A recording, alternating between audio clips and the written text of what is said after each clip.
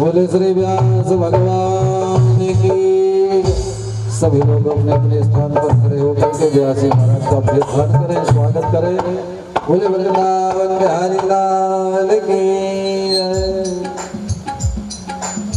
ओम भद्रं कर्णेभिः शृणुयाम देवा भद्रं पश्येमाक्षभिर्यजत्राः स्थिरैरङ्गैस्तुष्टुवागुंसस्तनो भृव्यसे महिले वहितं जदायुः।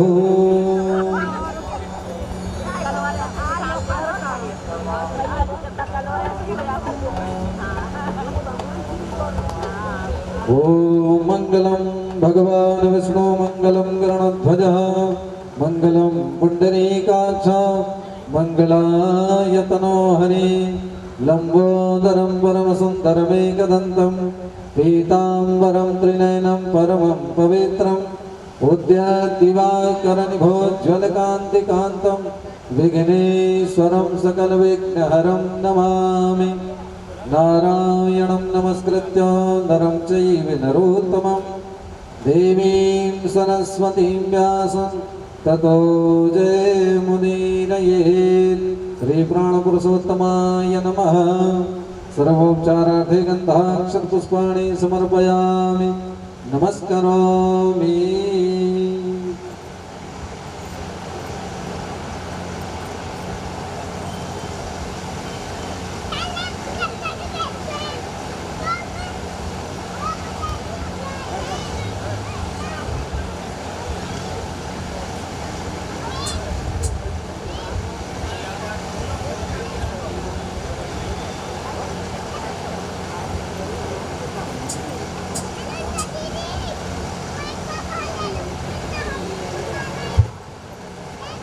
आइए राजा भैया।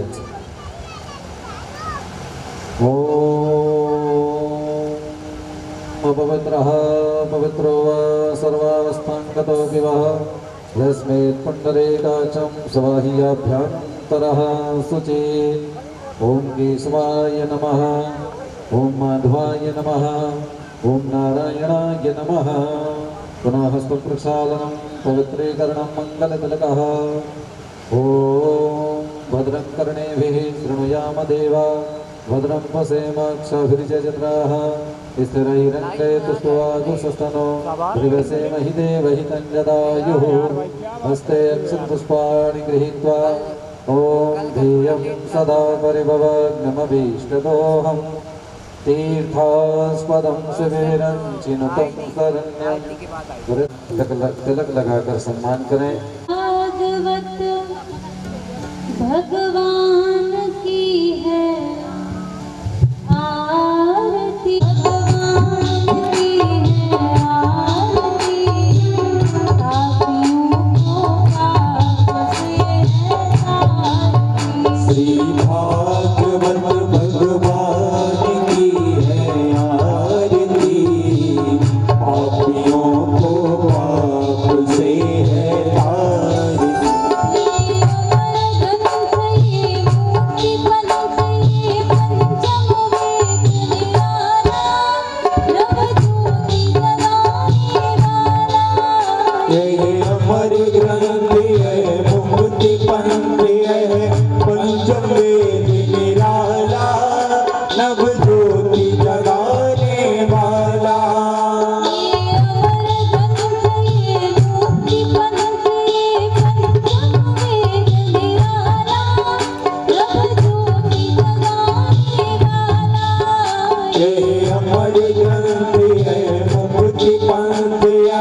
पंचम वेद निराला नभ ज्योति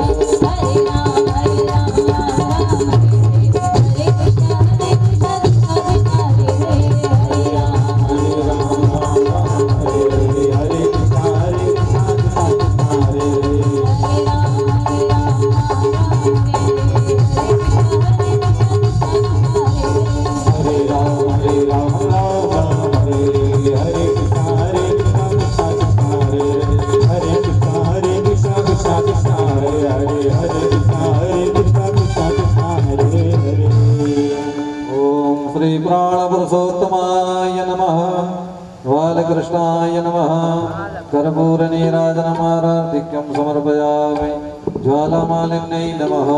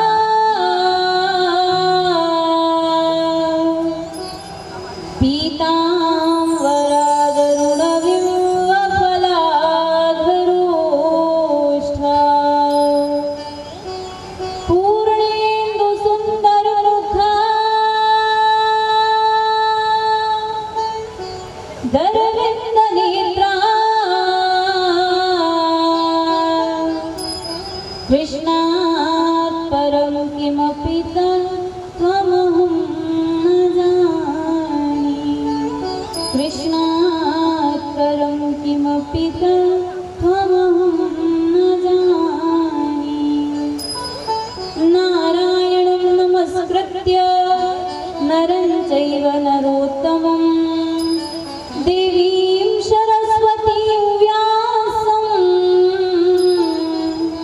ततो जयमुदीरये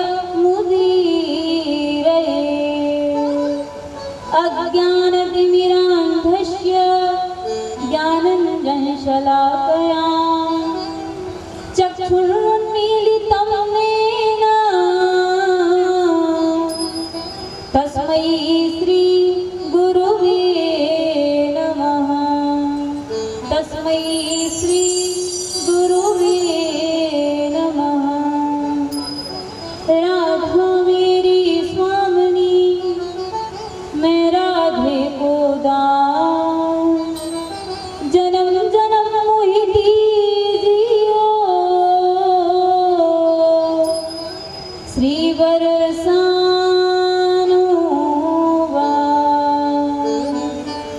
सब द्वारन को छोड़ के मैं आई तेरे द्वार ओ वृषभानु की लाडली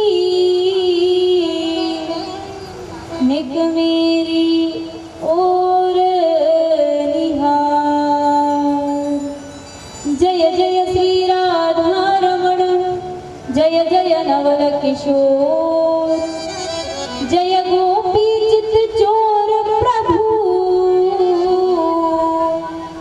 जय जय माखन चोर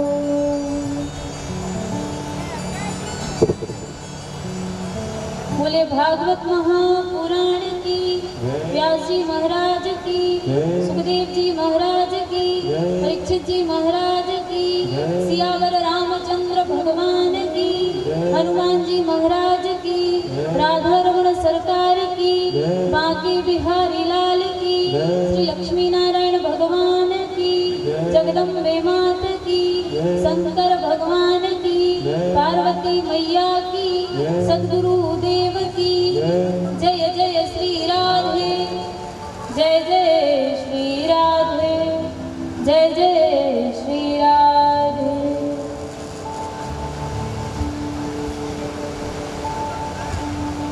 परम मंगलमय परात्पर अखिलेश्वर अकारण करुणा वरुणालय भक्त वांछित कल्पतरु तड़ित विनिंदित पीतांबर धारी श्री बालकृष्ण लाल की वांगमयी शब्दमयी वाणीमयी प्रतिमूर्ति श्रीमद् भागवत महापुराण कथा पंडाल में विराजे सभी श्रोतागण, ममतामयी करुणामयी माताएं, भाई बंधु, आप सभी के हृदय में विराजमान श्री ठाकुर जी को, श्री राधा वल्लभ जी को प्रणाम करते हुए आइए षष्ठम दिवस की कथा गंगा में प्रवेश करते हैं। उससे पूर्व मन वाणी को पवित्र करने के लिए भगवत नाम का कीर्तन। बोलिए भागवत महापुराण की।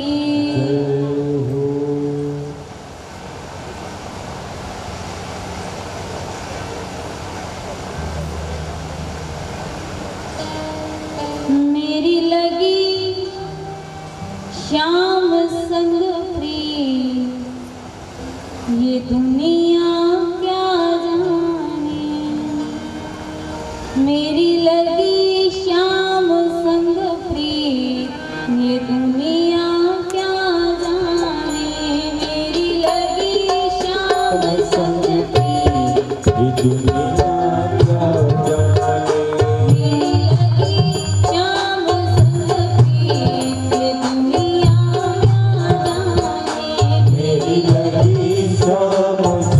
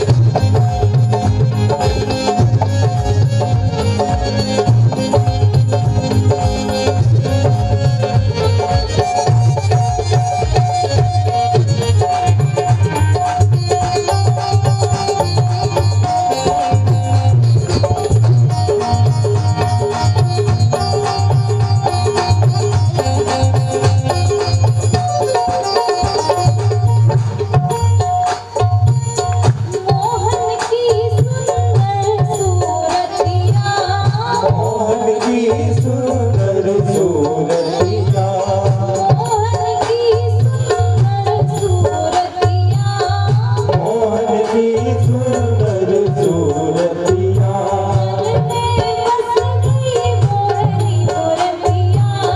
मन में बस गई मोहिनी मूरतिया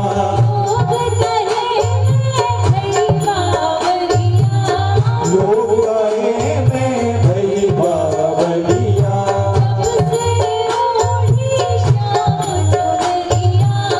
जब से ओढ़ी शाम चुनरिया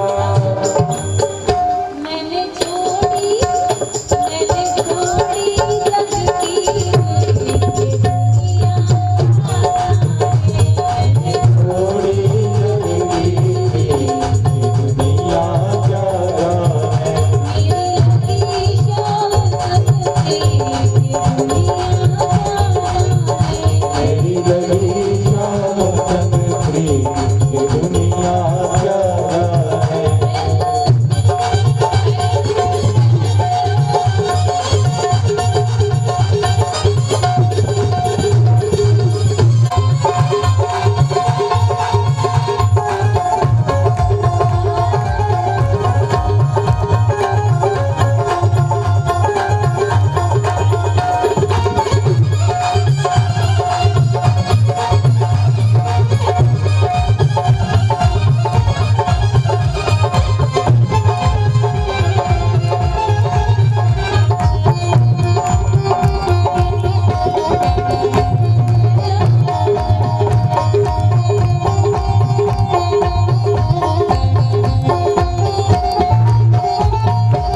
प्रीति लग गई तब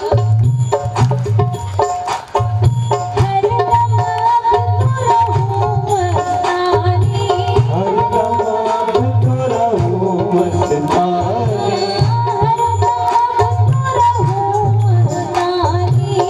हर दम करो मस्तानी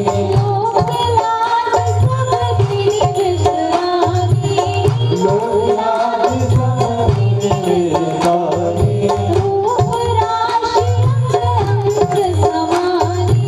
रूप राशि रंग सहानी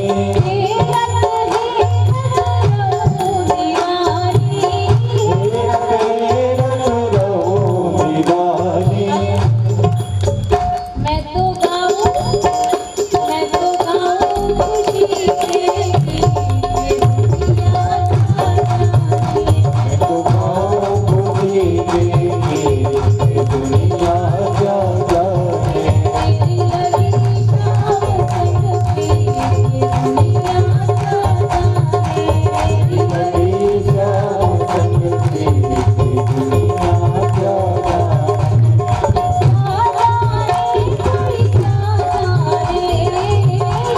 जाने कोई क्या जाने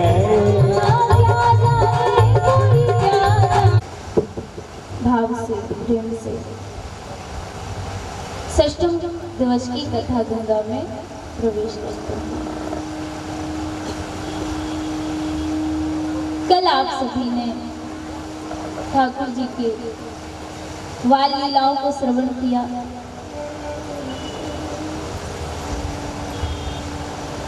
कैसे ठाकुर जी ने माखन चोरी की लीला की,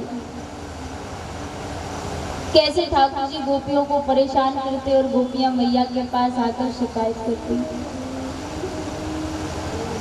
गिरिराज जी का पूजन किया, परिक्रमा की। सुखदेव जी कहते हैं, राजन इधर तो प्रभु ने सारे ब्रजवासियों से, वृंदावन वासियों से गिरिराज जी की पूजा करवा ली। यहाँ इंद्र बड़ा प्रसन्न है। क्यों? अभी तो सारे ब्रजवासी, वृंदावन वासी सब मेरी पूजा करते हैं। अभी तो सब मुझसे प्रार्थना करते हैं कि प्रभु वर्षा कर दीजिए। बड़ा प्रसन्न है इंद्र। नारद जी का आना हुआ। बोले, महाराज आप यहाँ क्या कर रहे हैं? बोले, क्या हुआ महाराज? अरे वहां जाकर के देखिए कितनी जोर जोर से जयकारे लगाए जा रहे हैं। जयकारे? हाँ हाँ नारद जी, मेरी पूजा हो रही है, मेरे ही जयकारे लगाए जा रहे होंगे। अरे आपके जयकारे जरा सुन करके तो आइए। इंद्र जैसे ही आए, देखा तो वहां तो जयकारे लगाए जा रहे थे गोवर्धन महाराज की। इंद्र ने कहा ये क्या हो रहा है? नारद जी ने कहा आपको क्या पता? अरे विचार करने की बात है। एक 7 वर्ष के बालक के कहने पर कब से चली आ रही परंपरा को ब्रजवासियों ने तोड़ दिया। इस समय ब्रजवासी आपकी पूजा करते हैं और बताओ, एक लाला के कहने पर, छोटे से लाला के कहने पर एक गोबर के पहाड़ को पूज रहे हैं। ये तो गलत बात है। इंद्र ने कहा अच्छा ऐसी बात है, पर ब्रजवासी मेरे क्रोध को नहीं जानते अभी। तुरंत इंद्र ने सामवर्तक नाम के मेघों को आदेश दिया। गड़म सामवर्तकम नाम मेघा नाम चांतकारिणाम। जाओ ब्रज में जाकर के ऐसी वर्षा करो, ऐसी वर्षा करो कि कुछ भी बचना नहीं चाहिए, पूरा ब्रज मंडल बह जाना चाहिए, ऐसी जोर की वर्षा करो। जैसे ही आदेश दिया महाराज कि इधर तो ब्रज मंडल में वर्षा होने लगी। ब्रजवासी पहले तो प्रसन्न हुए, क्यों? अरे गिरिराज जी की पूजा की और वर्षा होने लगी। पर जैसे ही देखा महाराज की इतनी जोर की वर्षा, ब्रजवासियों ने कहा ये क्या हो रहा है? अब तो महाराज जब बारिश होती है तो बूंदें गिरती हैं, इधर हाथी के सूंड के जैसी धाराएं गिर रही है बादल से। एक धारा इतनी मोटी महाराज, ऐसी वर्षा, इतनी जोर की वर्षा हुई कि ऐसी वर्षा नंद बाबा ने अपनी पूरे जीवन में नहीं देखी थी। ब्रजवासियों ने जैसे देखा समझ गए कि भगवान इंद्र नाराज हो गए हैं और ये उनके क्रोध के कारण ही हो रहा है। सारे ब्रजवासी नंद बाबा के महल के सामने आ गए। द्वार पर आकर के बुलाया, अरे कन्हैया बाहर आ, देख हमने तुझसे कहा था कि हमें गिरिराज जी की पूजा नहीं करनी चाहिए। देखो अब इंद्र भगवान नाराज हो गए। और कन्हैया जब तूने कहा कि गिरिराज जी की पूजा करो तब हमने शर्त रखी थी कि अगर भगवान इंद्र नाराज हो गए तो तेरे भगवान को हमारी रक्षा करनी पड़ेगी। अब कहे अपने भगवान से हमारी रक्षा करे। इतनी जोर की बारिश तो आज तक नहीं देखी है, क्या हो रहा है? कन्हैया ने कहा चिंता मत करो, सारे ब्रजवासी मेरे साथ गिरिराज जी के पास चलो। गिरिराज धरण प्रभु तुम मेरी शरण। सारे ब्रजवासियों को लेकर के ठाकुर जी गिरिराज जी के पास आए। बोल कन्हैया अपने भगवान से कि हमारी रक्षा करे। ठाकुर जी ने कहा चिंता मत करो, नेत्र बंद करो और प्रार्थना करो। सारे ब्रजवासियों ने जैसे ही अपने नेत्र बंद किए, सुखदेव जी कहते हैं राजन 7 वर्ष के छोटे से ठाकुर जी ने अपनी बाएं हाथ की कनिष्ठ का उंगली पर गिरिराज जी को धारण कर लिया। बोले गिरवरधारी भगवान की। जैसे गिरिराज जी को धारण किया, सारे ब्रजवासियों ने आकर के अपनी छड़ी लगा ली। अरे छोटा सा लाला है। ठाकुर जी ने कहा अब सारे ब्रजवासी आकर के गिरिराज जी के नीचे आ जाओ, भगवान सबकी रक्षा करेंगे। सब गिरिराज जी के नीचे आ गए। इतनी जोर की वर्षा हो रही है महाराज, क्या किया जाए?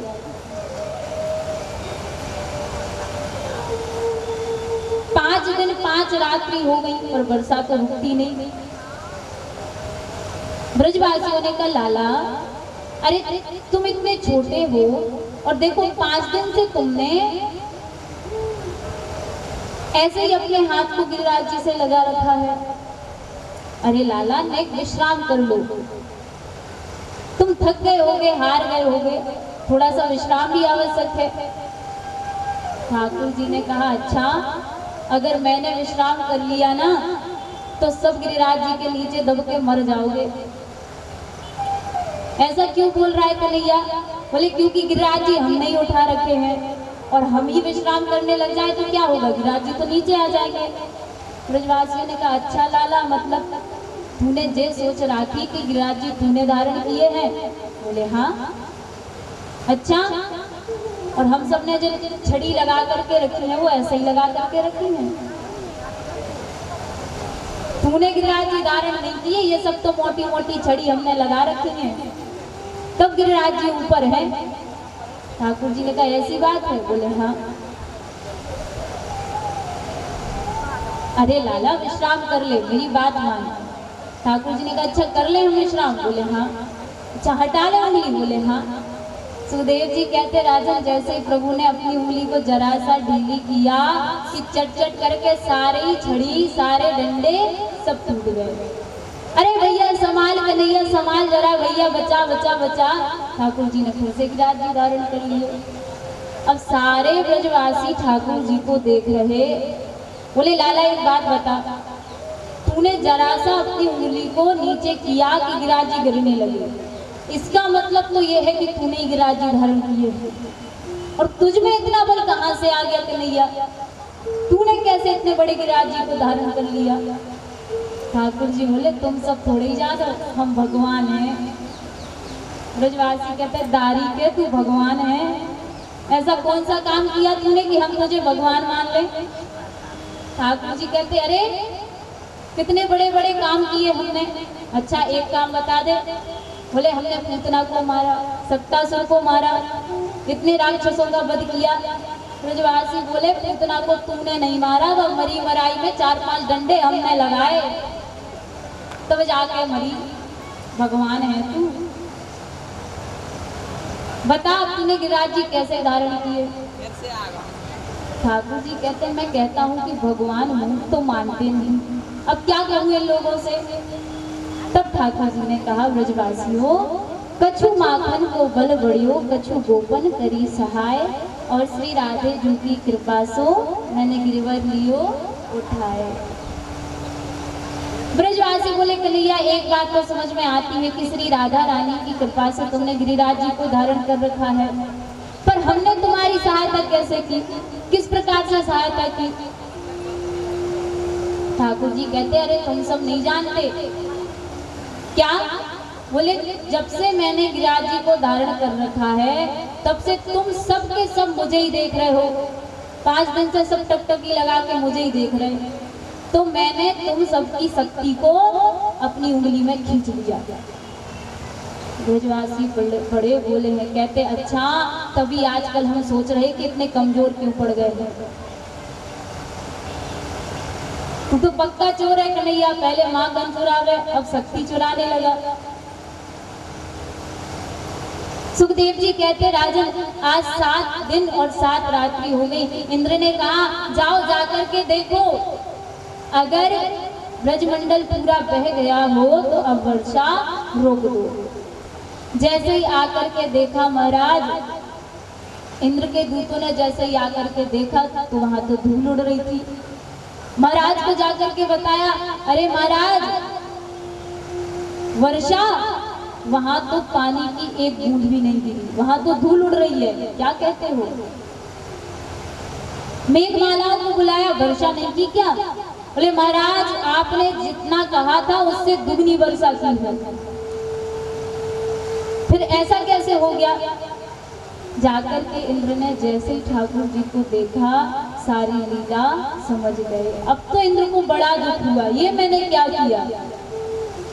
ये तो स्वयं साक्षात भगवान नारायण है जो गोकुल में अपनी लीला कर रहे हैं, लीला को आगे बढ़ा रहे हैं।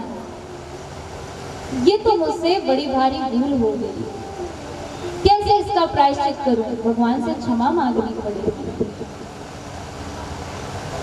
अच्छा महाराज इतनी जोर की वर्षा हुई तो ब्रजमंडल पर एक भी बूंद कैसे नहीं गिरी? कहते हैं कि ठाकुर जी ने शेषनाग को आदेश दिया तो आकर के शेषनाग ने ब्रजमंडल को चारों ओर से घेर लिया, बांध दिया, तो ब्रजमंडल में पानी की एक भी बूंद का प्रवेश नहीं हुआ।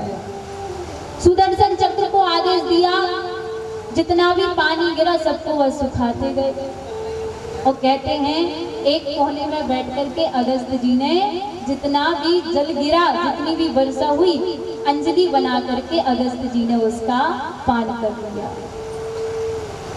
अगस्त जी वो कैसे, एक प्रसंग आता है कि जब राम भगवान लंका पर विजय प्राप्त करके अयोध्या पधारे, राज तिलक हुआ, राजा बने अयोध्या के, तब श्री जानकी जी जो हैं ब्राह्मणों का बड़ा आदर करती हैं, सम्मान करती हैं। तो नियम है जानकी जी का कि रोज ही ब्राह्मणों को भोजन करवाती हैं, ब्राह्मणों का रोज भोज करवाती हैं और भोजन अपने हाथ से स्वयं बनाती हैं जानकी जी ब्राह्मणों के लिए। एक दिन जानकी जी राम जी के पास आई। राम जी ने कहा, चिंतित क्यों हो जानकी, क्या हुआ?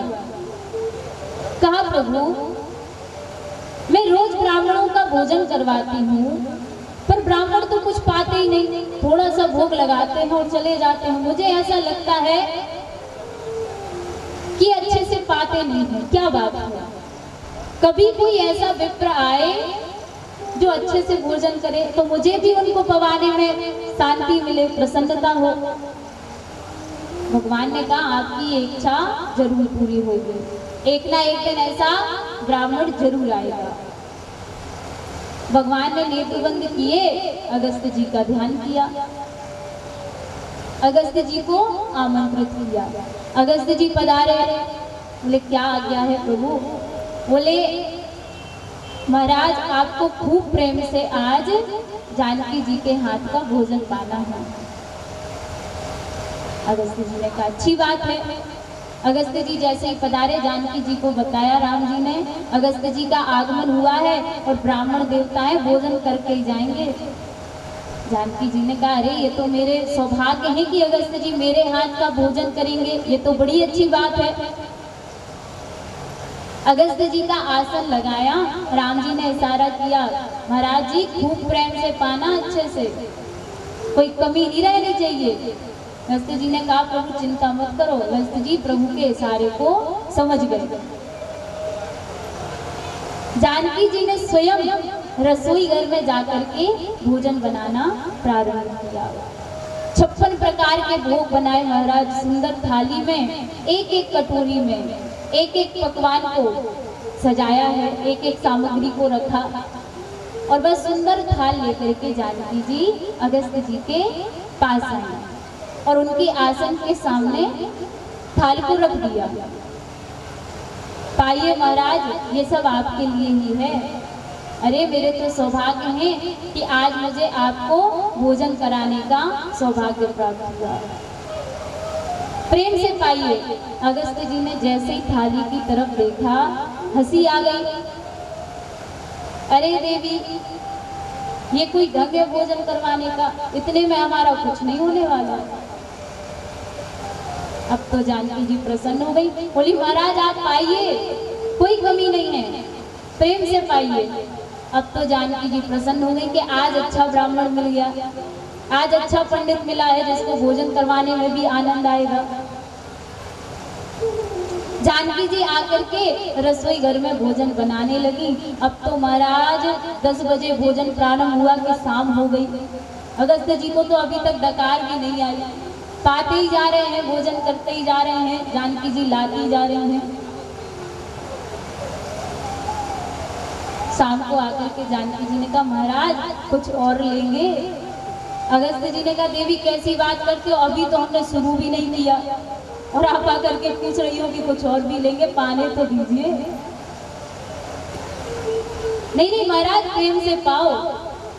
जानकी जी ने विचार किया, अरे अभी आधा भी नहीं हुआ, शुरू भी नहीं किया अभी तो।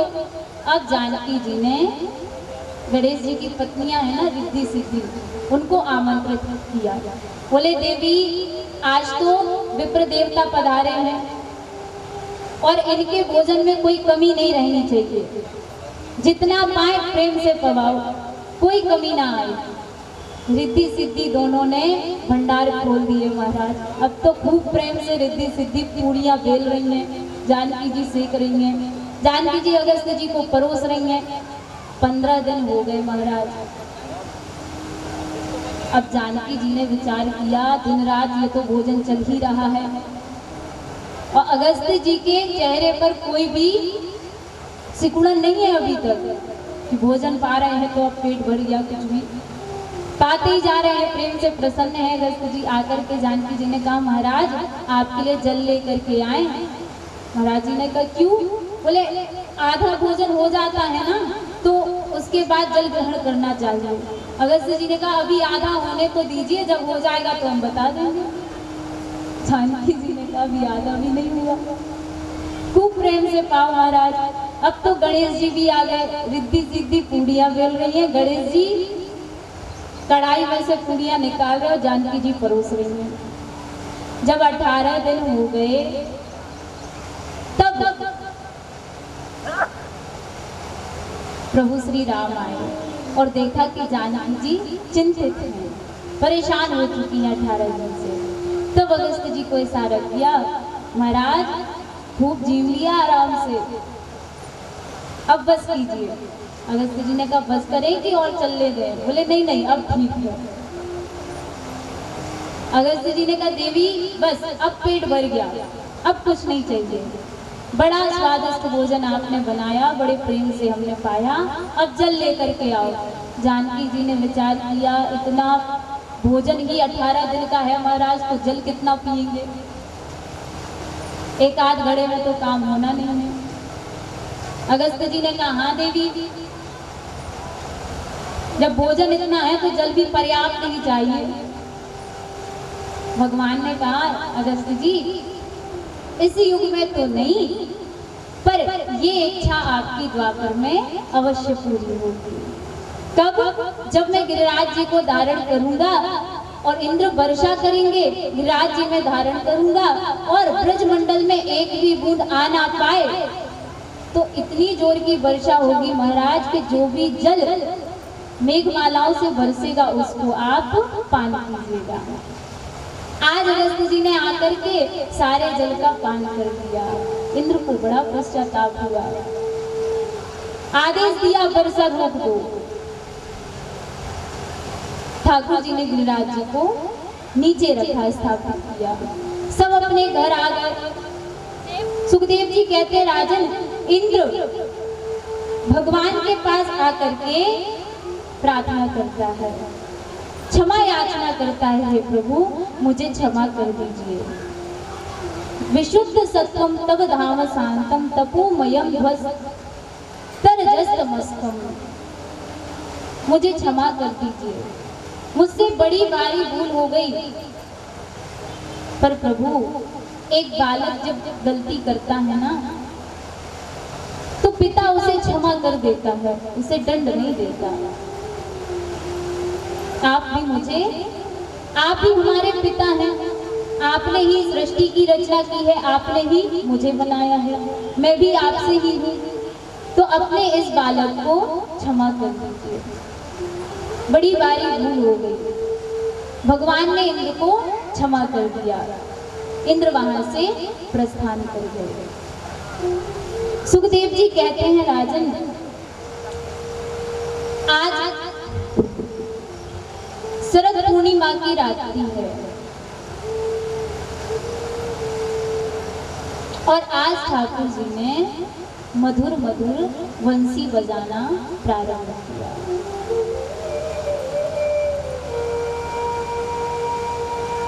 जैसे ही ठाकुर जी ने मधुर मधुर बंसी बजाई और गोपियों के कानों में जैसे ही वंशी की आवाज सुनाई दी तो आज गोपियों को केवल वंशी की ध्वनि नहीं सुनाई दी बल्कि उस ध्वनि में अपना अपना नाम सुनाई दे रहा था कि आज प्रभु हमारा नाम लेकर के हमें बुला रहे हैं। सुखदेव जी कहते राजन जैसे ही गोपियों ने वंशी की ध्वनि को सुना निशम्य गीतम नद नग्न वर्तनम ब्रजस्त्रिया कृष्ण गृहीत मानसः आज मुरन्योन्य मलक्षतोद्यमा सायत्र कांतो जवलोल कुंडलः। जैसे ही वंशी की ध्वनि गोपियों के कानों में सुनाई दी और अपना अपना नाम जैसे ही सुनाई दिया, सुखदेव जी कहते राजन गोपियां जो कार्य कर रही थी, जिस कार्य में लगी हुई थी, वह कार्य छोड़ करके रात्रि में ही जिस अवस्था में थी उसी अवस्था में ठाकुर जी के पास दौड़ चली, प्रभु से मिलने चल दी। क्यों? प्रभु हमारा नाम लेकर के हमें बुला रहे हैं। आज तो कितनी कृपा की है ठाकुर ने, हमारा नाम लेकर के बुला रहे हैं। सुखदेव जी कहते राजन, एक गोपी अपने पति को भोजन परोस रही थी। जैसे ही बंसी की ध्वनि कानों में सुनाई थी और अपना नाम जैसे ही सुना, पति ने कहा देवी आज दाल में नमक डालना भूल गई क्या, नमक लेकर के तो आओ। जैसे ही अंदर रसोई घर में नमक लेने गई और बंसी की ध्वनि सुनाई दी, नमक लाना तो भूल गई, शक्कर लाकर के पति को दे दी और दौड़ चली प्रभु से मिलने। एक गोपी अपने बालक को गोद में लेकर के लाड लड़ा रही थी, उससे बातें कर रही थी, उसके साथ खेल रही थी। जैसे ही बंसी की ध्वनि कान में सुनाई दी, वैसे ही खड़ी हो गई महाराज, बालक गोद से गिर गया और वह तो दौड़ चली प्रभु से मिलने। आज ठाकुर ने हमें बुलाया है, आज प्रभु ने हमें बुलाया है। शरद पूर्णिमा की सुंदर रात्रि है, चंद्रमा चमक रहा है आकाश में। एक गोपी अपने नेत्र में काजल लगा रही थी। जैसे ही ठाकुर जी की वंशी की ध्वनि सुनाई दी, अपना नाम जैसे ही गोपी ने सुना, काजल लगाने की जगह होठों की लाली लगा ली आंखों में और दौड़ चली प्रभु से मिलने। एक गोपी होठों पर लाली लगा रही थी। जैसे ही वंशी की ध्वनि सुनाई दी कि काजल ही लगा लिया अपने होठों पर और दौड़ चली प्रभु से मिलने। अपना कार्य जो गोपियां कर रही थी उसको भूल गई कि हम क्या कर रहे थे, अपने आप को गोपियां भूल गई। अब तो केवल वंशी की ध्वनि सुनाई दे रही है, बावली हो गई गोपियां। यूथ के यूथ आज ठाकुर जी के पास आ गए। क्यों? सबको ही ध्वनि में अपना अपना नाम सुनाई दिया। आज प्रभु ने हमें बुलाया है।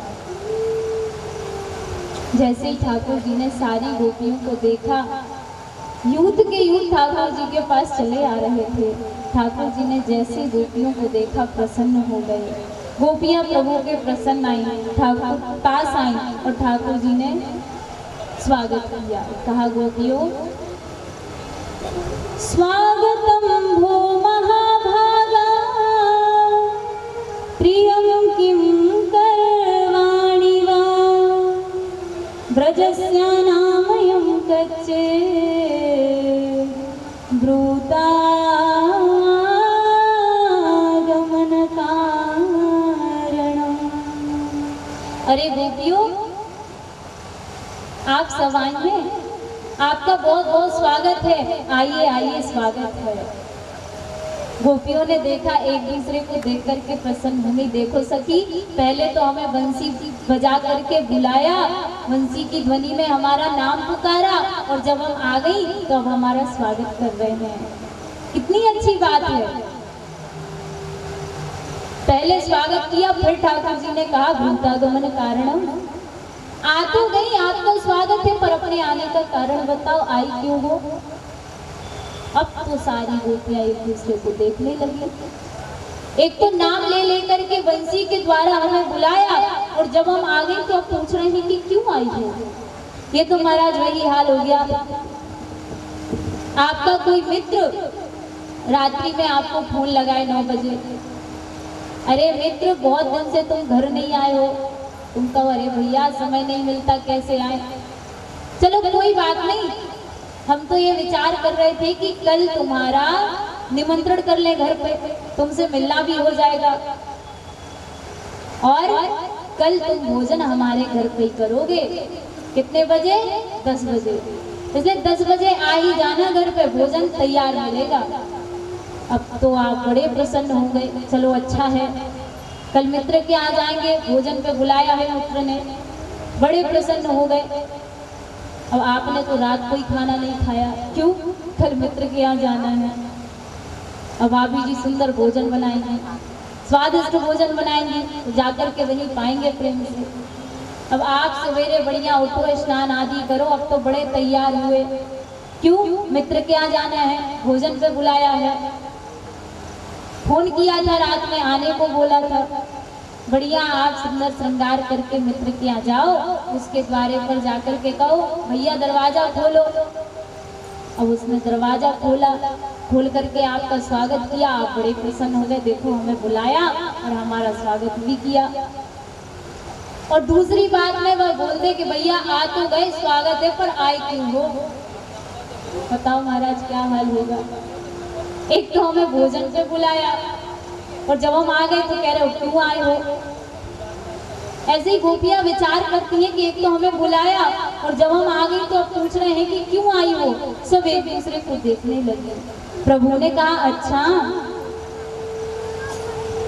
जरा देखो कितनी घोर रात्रि का समय है। अरे रजन केशा घोर रूपा घोर सत्वा निवेशिता, इस घोर रात्रि में अकेली चली आई तुम। स्त्रियों को रात्रि में अकेले कहीं जाना नहीं चाहिए, ये सब तो तुम जानती हो ना। फिर अपने अपने पतियों को छोड़ करके तुम इतनी घोर रात्रि में यहाँ मेरे पास चली आई, ये तो गलत बात है। अच्छा मैं समझ गया, क्या दृष्टम वनम पुष्पितम राकेश कर रंजितम।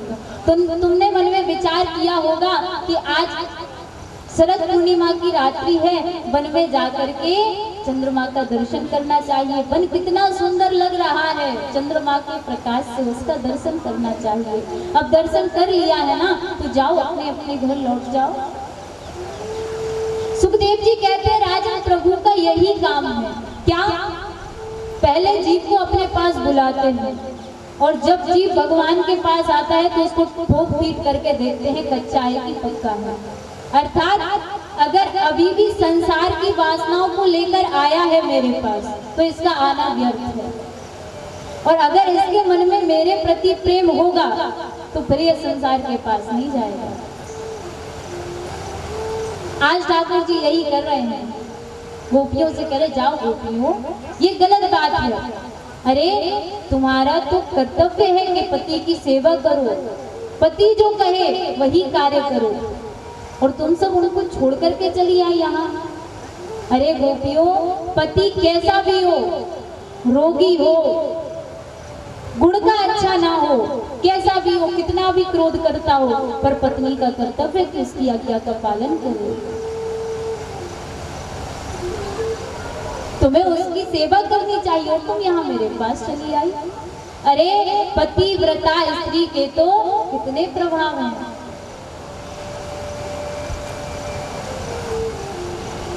गोपियों एक पतिव्रता स्त्री थी जो अपने पति की बड़ी सेवा करती थी, और उसके घर में एक हवन कुंडी थी। हवन कुंड रहता है ना, घर में हवन कुंड था, हवन होता था रोज, पति की बड़ी सेवा किया करती थी। उसका एक 15 माह का बालक भी था जो भी घुटवन घुटवन चलना उसने प्रारंभ किया था। एक दिन क्या हुआ कि उसका पति थका हुआ बाहर से आया और वह उस समय चावल बीन रही थी। उसने जैसे ही देखा स्वामी आ गए हैं, आकर के पति उसके पास बैठ गए और वह चावल साफ कर रही थी। उसने थाली एक तरफ रख दी और पति ने अपनी पत्नी की गोद में सिर रखा और निद्रा आ गई, सो गया उसका पति। इतने में ही क्या हुआ कि उसका जो 15 माह का बालक था ना, वह घुटवन घुटवन चलते आया और अग्नि कुंड की तरफ जाने लगा। अब पत्नी मन में यह विचार कर रही है कि अगर मैं अपने बालक को बचाने दौड़ती हूँ तो मेरा पतिव्रत धर्म नष्ट होगा। क्यों? पति की सेवा में विघ्न आएगा, ये तो अच्छी बात नहीं है। पति सो रहे हैं, थके हुए हैं, उनकी नींद खुल जाएगी, और अगर मैं बालक को बचाने नहीं दौड़ी तो मेरा बालक अग्नि कुंड में गिर जाएगा, क्या करूं? इतने में ही उसने देखा कि अग्नि धू धू करके जल रही थी, तेज ज्वालाएं उसमें से निकल रही थी और उसका बालक अग्नि कुंड के पास पहुंच गया। अब तो उसने अपने नेत्र बंद कर लिए। ये क्या हो रहा है? नेत्रों से अश्रु की धारा